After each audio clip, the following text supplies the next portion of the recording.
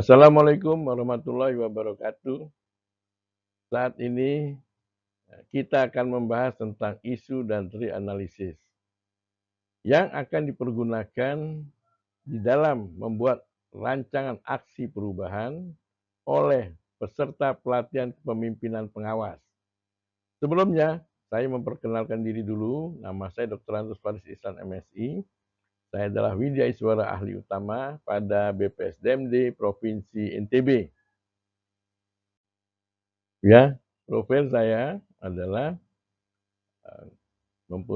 masih aktif di Widya Iswara Badan Pemberdayaan Sumber Daya Manusia Daerah Provinsi NTB.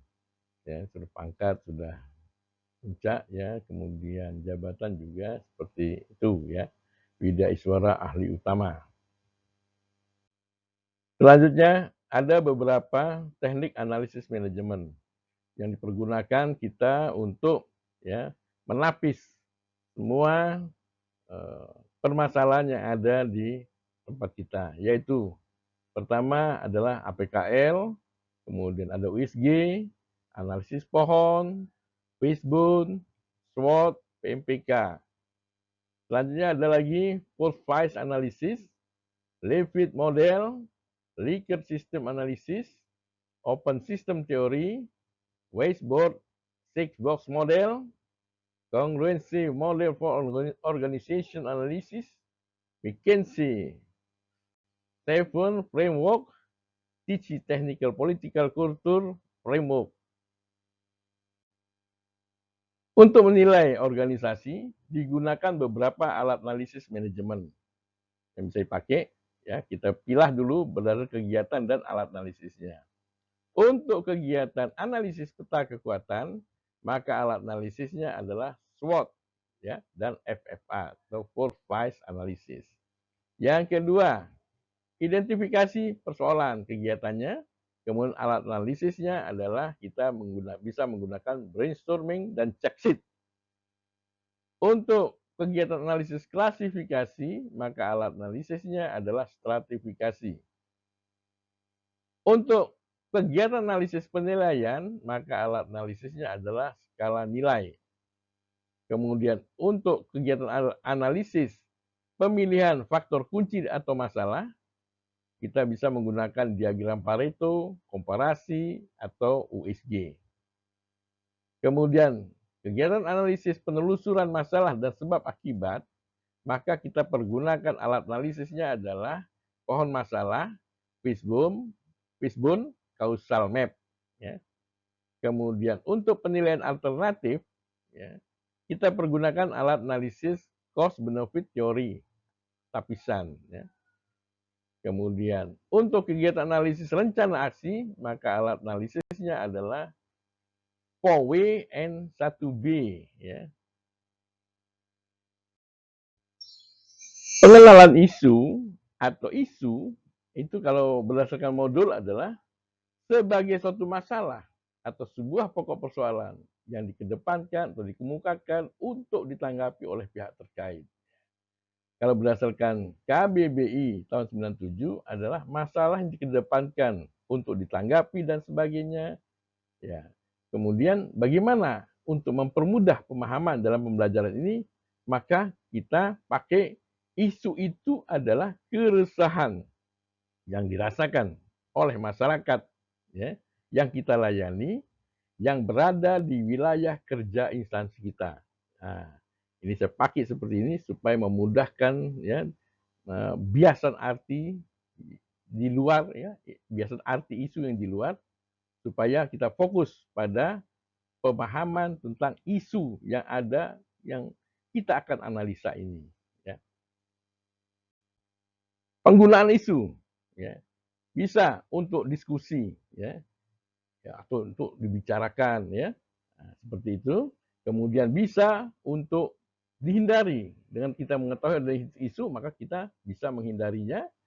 Kemudian isu juga bisa kita bagaimana isu itu bisa dikaburkan ya, atau dihadapi ya, hadapi isu yang ada, kemudian bagaimana kita supaya isu itu bisa menghilang ya. Kemudian untuk sebagai bahan pengambilan keputusan, ya, atau untuk dipertengkarkan atau didiskusikan. Ya. Kriteria isu itu ada 4. Ya, pertama kita pakai aktual. Ya, apa arti aktual? Yaitu peristiwa yang sedang terjadi, ya, atau dalam proses kejadian, atau sedang hangat dibicarakan, atau isu yang diperkirakan akan terjadi di masa yang akan datang. Bukan isu yang sudah lepas dari perhatian masyarakat atau isu yang sudah basi. Ya. Dulu isu, tapi sekarang sudah tidak menjadi isu lagi. Ya. Nah, maka dia harus aktual. Kemudian memiliki nilai problematik. Artinya merupakan masalah yang urgen, ya, atau mendesak atau serius, ya, yang memerlukan solusi secepatnya. Kemudian isu itu mempunyai nilai kehalayakan, artinya langsung menyangkut hajat hidup orang banyak. Banyak orang yang merasakan, ya. Bukan hanya untuk kepentingan seseorang atau sekelompok orang kecil, ya. Jadi harus banyak orang yang merasakan, ya, isu tersebut. Kemudian kelayakan, artinya isu itu logis, pantas, dan dapat dibahas sesuai dengan hak, kewenangan, dan tanggung jawab, ya, bagi yang akan menanganinya. Ya, selanjutnya rumusan isu. Ya, pertama adalah narasinya harus jelas. Ada unsur, subjek, dan objeknya. Kemudian, subjek itu menandakan adanya pelaku dari isu tersebut, dan objek memperlihatkan adanya sasaran dan atau tujuan daripada isu tersebut. Contoh isunya, tingginya kasus infeksi saluran pernapasan atas balita. Ya. Jadi ini berarti tanggung jawab dinas kesehatan, apakah rumah sakit, apakah puskesmas. Ya. Kalau masih banyaknya jalan yang berlubang, nah siapa punya tanggung jawab itu? Ya, dinas PU Bina Marga. Ya. Nah, kalau masih tingginya angka putus sekolah, siapa yang akan bertanggung jawab nanti ini? Adalah dinas pendidikan. Nah, contoh non isu, BBM naik. Nah, ini tidak jelas subjek dan objeknya. Atau bilang motivasi, tidak ada subjek dan objeknya. Ya, nah, seperti itu. Bagaimana kita menggali isu? Ya, nah kita lihat dulu sumbernya. Ya, bisa dengan brainstorming, curah pendapat, atau diskusi kelompok. Ya, kemudian dari berita, ya, baik yang bersumber dari media cetak ataupun elektronik, yang sudah menjadi pembicaraan banyak orang, ya.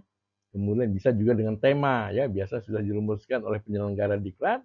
Kemudian bisa juga kita menggalinya dari sejak kita menerima ceramah narasumber tentang kebijakan instansi dan program-program instansi, ya, dengan berbagai masalah isu aktual yang terjadi. Kemudian juga dapat diambil dari materi pembelajaran pada diklat, ya, setelah diinternalisasi. Bagaimana kita menggali, memvalidasi isu? Ya, itu dengan mempertimbangkan, ya, kriteria isu, ya, tadi APKL, ya, aktual, problematik, ya, kehalayakan dan layak. Yang kedua dari aspek area, bisa dari AMU, ya, bisa dari administrasinya kita lihat, bisa dari manajemen, atau bisa dari organisasi, atau kesepakatan dari seluruh anggota kelompok, ya, pada saat brainstorming. Ya, selanjutnya isu ini disebabkan oleh adanya masalah. Ya, tadi sudah disepakati bahwa isu adalah keresahan yang dirasakan oleh masyarakat yang berada di wilayah kerja instansi kita. Nah, disebabkan oleh adanya masalah. Masalah itu apa? Masalah adalah kinerja instansi kita yang masih rendah. Ya. Nah, jadi dengan adanya masalah bisa menimbulkan isu, ya, mengakibatkan adanya isu. Isu disebabkan oleh adanya masalah yang ada di instansi kita. Ya, seperti tadi yang diungkapkan adalah masalah, ya, yang adalah kinerja, ya, instansi kita yang masih rendah. Ya. Masalah adalah kinerja kita yang masih rendah. Untuk menggali masalah pada tataran jabatan pengawas adalah dengan menggunakan tree analisis atau analisis pohon, ya, yang terdiri dari pohon masalah, pohon alternatif, dan pohon kinerja. Nah, selanjutnya contohnya kita akan membuat pembuatan rancangan aksi perubahan pada pelatihan kepemimpinan pengawas. Ya, karena ini pelatihan pengawas, maka kita lihat dalam struktur organisasi, ya. Ada kepala, ini kita contohnya adalah kepala Badan Keuangan Daerah yang ada di kabupaten, ya. Eselon 2-nya, ya. Kemudian kita lihat di bawahnya yang warna orange itu adalah kepala bagian dan sekretarisnya, ya. Kepala bidang anggaran, bidang dan sekretarisnya. Kemudian yang warna kuning adalah, ya, kepala subbidang, ya. Nah, untuk saat ini nanti kita mencoba, ya, pada bidang akuntansi dan pelaporan.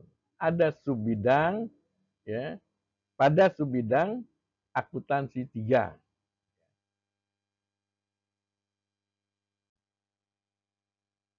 Sekarang bagaimana cara kita mengidentifikasi isu yang ada kaitannya dengan SKPD, ya, atau OPD Badan Keuangan Daerah. Tentunya kita akan melihat apa saja keluhan masyarakat. Ya. Kalau masyarakatnya Badan Keuangan Daerah ini adalah SKPD, ya, yang dilayaninya. Siapa yang dilayani adalah SKPD dan masyarakat. Nah, sekarang kita lihat apa saja keluhannya. Ternyata masih banyak SKPD yang belum disiplin melakukan rekonsiliasi laporan keuangan dengan BKD selaku SKPKD. Ya. Kemudian partisipasi masyarakat membayar PBB di awal waktu masih rendah. Kemudian masih banyak bendahara di SKPD yang belum paham terkait dengan pencatatan jurnal penyesuaian.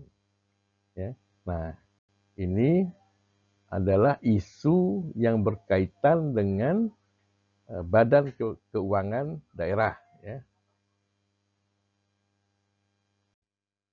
Selanjutnya, bagaimana kita mendapatkan isu strategisnya dengan cara kita memasukkan isu-isu tersebut dalam tabel, ya, tabel APKL, ya, analisis APKL, identifikasi kita, ya, identifikasi isu itu kita masukkan semua di sini, ya.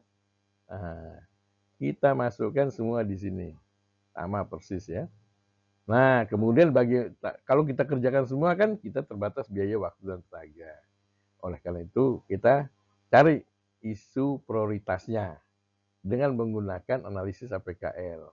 A-nya adalah aktual, P adalah kehalayakan, P adalah problematik, K kehalayakan, dan layak. Penjelasannya sudah, ya, pada slide sebelumnya. Kemudian kita berikan skor, ya. Skor menggunakan skala Likert, ya. Nah, misalnya kita kasih skor 1 sangat kurang, 2 kurang, 3 sedang, 4 baik, 5 sangat baik, ya. Tentu ini menggunakan indikator, ya. 1 itu indikatornya apa, 2 indikatornya apa, ya, sehingga kita memutuskan angka 1, 2, 3, 4, 5. Siapa yang memutuskan adalah tim, ya, tim kita, ya, yang ada stakeholder internal kita, ya, atau boleh mengundang stakeholder eksternal, ya, untuk menentukan angka-angka ini. Jadi objektif angka-angka yang kita tentukan ini setelah kita tentukan indikator, ya, dibuat bersama. Nah, ada yang, ya, untuk yang ini totalnya adalah kita jumlah ini 5 tambah 5 tambah 3 tambah 5, 18, ya. Begitu juga ini, jumlahnya 13 yang kedua, yang ketiga jumlahnya 14. Nah, skala prioritasnya mana? Yang terbesar, ya. Nah, yang 18 prioritas 1, ya, kemudian 14 prioritas 2, 13 prioritas 3. Nah, sekarang sudah ketemu, ya. Isu strategisnya adalah masih banyak SKPD yang belum disiplin melakukan rekonsiliasi laporan keuangan dengan BKD selaku SKPKD. Ya, jadi kita sudah dapatkan isu strategisnya, ya. Masih banyak SKPKD, ya. Masih banyak SKPD, ya, yang belum disiplin melakukan rekonsiliasi laporan keuangan dengan BKD selaku SKPKD. Ya, setelah kita mengetahui isunya, ya kita taruh di kolom paling atas. Ini adalah isu, kolom isu. Yaitu masih banyaknya SKPD yang belum disiplin, ya, melakukan rekonsiliasi laporan keuangan dengan BKD selaku SKPKD. Nah, sudah tahu isunya. Sekarang kita cari penyebabnya. Penyebabnya itu adalah masalah yang ada di, ya, SKPD kita. Ya. Nah, karena ini adalah pelatihan kepemimpinan pengawas, kita lihat tugas pokoknya saja. Tugas pokok daripada yang siapa yang lagi mengikuti diklat. Ya, ya, anggap saja ini adalah bidang akuntansi 3. Ya. Nah, di bidang akuntansi 3, tugas pokoknya adalah pengendalian dan persiapan, penyusunan, perencanaan, pengaturan, pengawasan, dan pengkoordinasian pelaksanaan seluruh kegiatan akuntansi 3 belum optimal. Nah, karena belum optimal, akibatnya masih banyak, ya, SKPD yang belum disiplin melaksanakan rekonsiliasi, ya, laporan keuangan dengan BKD dan SKPD. Nah, sudah kita tahu ternyata tugas pokoknya belum optimal. Nah, tugas pokok ini dirinci, ya, ada berapa, ya, puluh, ya. Kita ambil 3 yang prioritas saja, ya, fungsinya. Fungsi daripada, ya, sub bidang akuntansi 3. Yaitu pertama adalah, nah, yang prioritas bermasalah ini, ya, di dalam penyusunan rencana kerja anggaran, dokumen, ya, pelaksanaan anggaran, dan program kerja belum sesuai dengan lingkup tugasnya. Ya. Kemudian yang kedua, penyiapan bahan, penyelesaian permasalahan, tuntutan perbendaharaan dan tuntutan ganti rugi atau TP-TGR, keuangan, dan barang milik daerah belum juga optimal. Ya. Ini tidak jalan 2 fungsi ini. Dan tambah lagi 1, ternyata ada 3 fungsi yang belum jalan, yaitu pelaksanaan rekonsiliasi laporan keuangan pada sekretariat, ya, DPRD, bagian lingkup sekretariat daerah, dan kecamatan itu belum efektif, ya, dalam pelaksanaan rekonsiliasinya. Setelah kita skor, ya, bisa menggunakan USG, ya, ternyata, ya, yang perlu mendapat perhatian adalah ini, ya, pelaksanaan rekonsiliasi ini. Nah, kita cari penyebabnya, ya. Apa penyebabnya? Kita lihat, ya, unsur-unsur manajemen apa saja, man, money, material, mesin itu, ya. Bagaimana man-nya, SDM-nya, kualitas dan kuantitas SDM-nya, ya, baik kualitas ataupun kuantitas SDM-nya belum memadai, ya, ada tapi belum memadai, ya. Kemudian money, money nggak usah kita lihat, ya, pasti sudah kurang jelas, ya. Kemudian peralatan, ya, peralatan penunjang belum lengkap. Demikian pula bahan-bahan kerja belum memadai, ya. Kemudian lingkungan kerja juga belum kondusif. Nah, regulasinya juga belum menunjang kinerja, ya.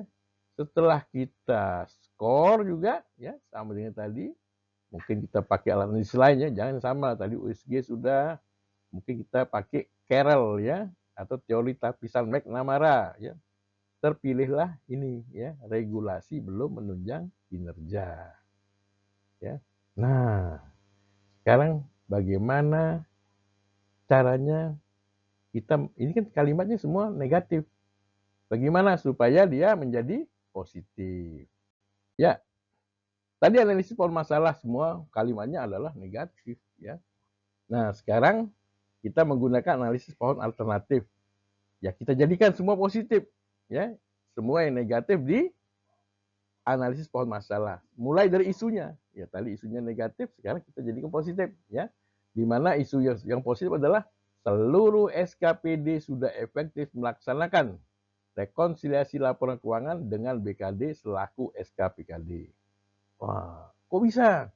Penyebabnya adalah ini, ya. Kita lihat, ya, yang di eselon 4 tadi, ya, atau di pengawas, ya, sub bidang akuntansi. 3, bahwa tugas pokoknya sudah di mana pengendalian dan persiapan penyusunan, perencanaan, pengaturan, pengawasan, dan pengkoordinasian pelaksanaan seluruh kegiatan akuntansi 3 sudah optimal. Nah, makanya dia ini menjadi positif, ya, isunya. Nah, kita kembali. Tugas pokoknya sudah positif. Fungsi-fungsinya sudah positif tidak? Kita lihat, ya. Penyusunan, ya.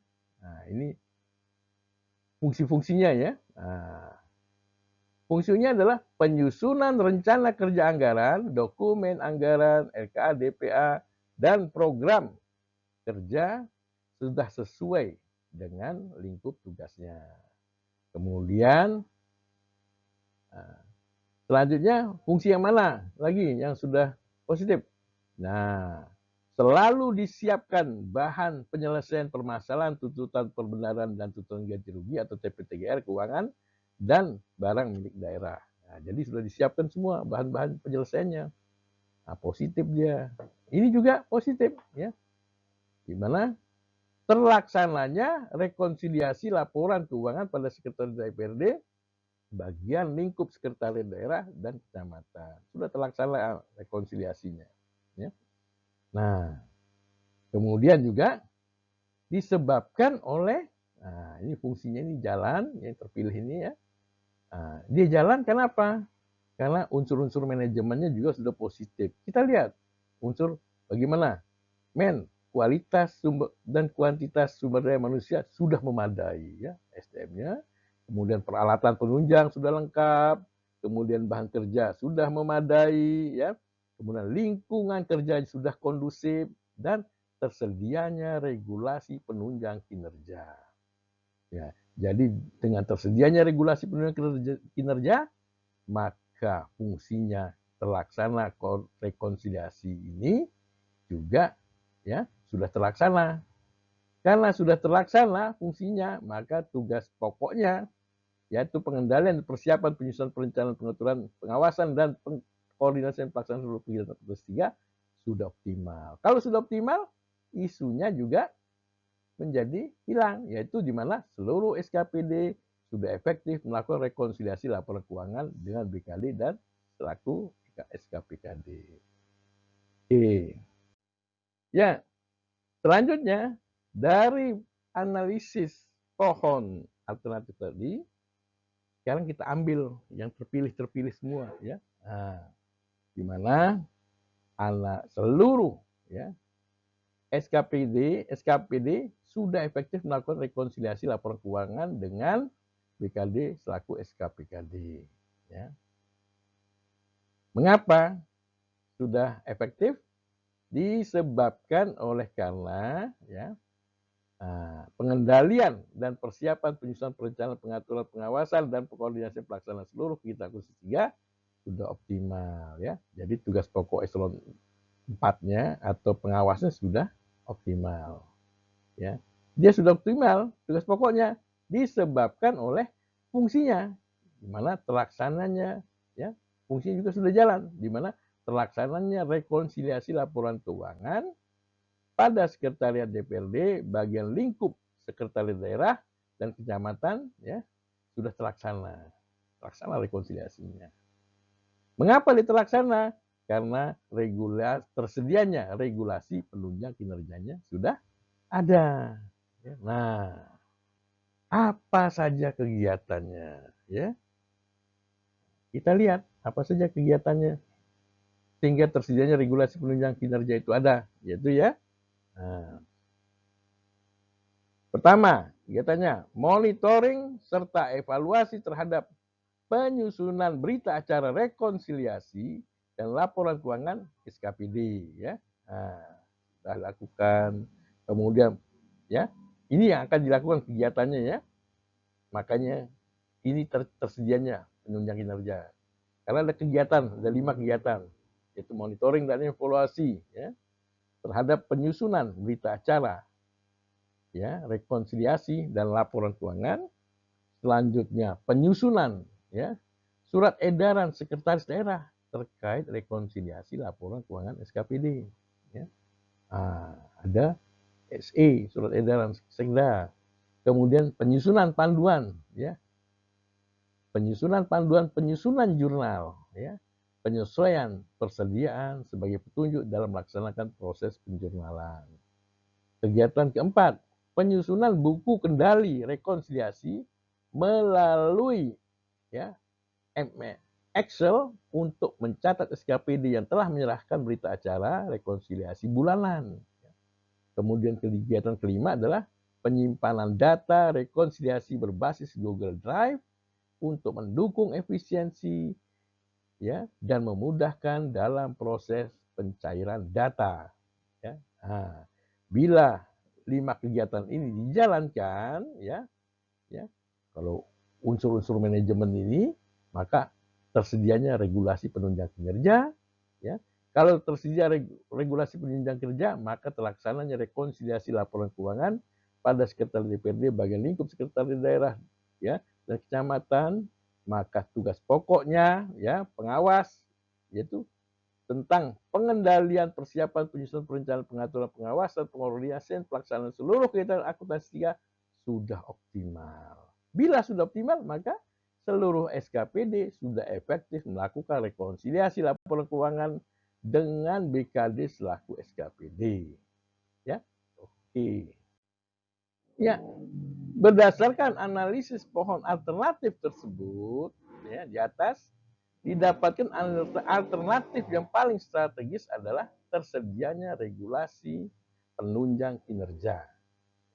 Nah, tentunya di dalam rangka mewujudkannya, ya, rancangan aksi perubahan ini berjudul, kita buat percepatan laporan keuangan daerah melalui optimalisasi rekonsiliasi laporan keuangan SKPD pada BKD, ya, tahun berapa, ya. Nah, jadilah sudah judul. Oke. Nah, kalau dibuat judul, ya, rancangan aksi perubahan kinerja organisasi, yaitu percepatan laporan keuangan daerah melalui optimalisasi rekonsiliasi laporan keuangan SKPD pada BKD kota atau kabupaten apa, oleh siapa, ya. Nah, pelatihannya apa? Pelatihan kepemimpinan pengawas, ya. Kebetulan ini lingkup pemerintah kabupaten kota angka 1 provinsi TB tahun berapa, ya. Nah, selesai, udah jadi judul, ya. Oke. Nah, apa saja kegiatannya nanti supaya jalan, ya, rancangan aksi perubahan ini? Yaitu pertama adalah memonitoring serta mengevaluasi terhadap penyusunan berita acara rekonsiliasi dan laporan keuangan SKPD. 2, penyusunan surat edaran rekonsiliasi laporan keuangan SKPD kepada BKD, ya, yang ditandatangani oleh sekretaris daerah sebagai pemberitahuan kepada SKPD terkait dengan penyampaian dokumen rekonsiliasi. Kemudian penyusunan panduan, penyusunan jurnal, penyusunan jurnal penyusunan persediaan sebagai petunjuk di dalam melaksanakan proses penjurnalan.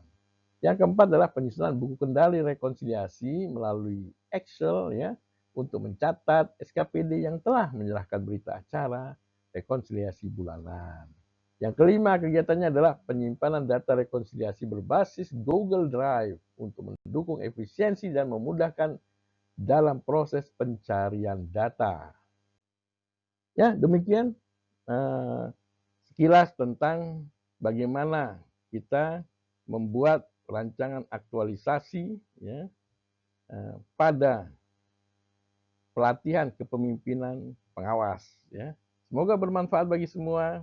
Terima kasih. Wassalamualaikum warahmatullahi wabarakatuh.